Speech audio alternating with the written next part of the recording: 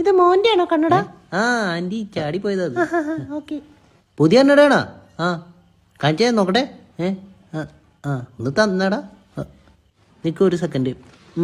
എങ്ങനെയുണ്ട്? ഓന്തിനെ പോലെ ഉണ്ട്. ചേട്ടൻ വയ്ക്ക്. ചേട്ടൻ വയ്ക്ക്.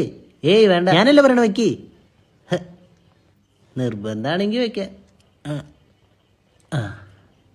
എങ്ങനെയുണ്ട് ഇപ്പൊ? ഒന്ന് മൂക്കിപ്പൊടി വലിച്ചിട്ട് ഒരു പാറയുടെ മേളിൽ കയറിയിരിക്കണ പോലെ ഉണ്ട്.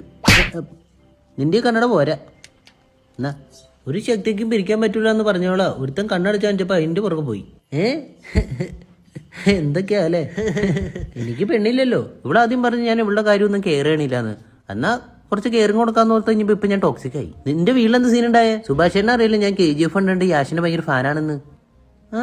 നമ്മുടെ മലയാളത്തിലുള്ള ഒരാൾ പുള്ളിക്കാരനെ വെച്ച് പടം ചെയ്യാൻ നേരത്ത് നമ്മളൊക്കെ അല്ലേ സപ്പോർട്ട് ചെയ്യേണ്ടതെന്ന് ഓർത്ത് ഞാൻ അച്ഛനും അമ്മേനെ എല്ലാവരും വിളിച്ചു കൂട്ടിയിട്ട് നമ്മുടെ ടോക്സിക്കിന്റെ ട്രെയിലർ TV-ലിട്ട് കണ്ടു.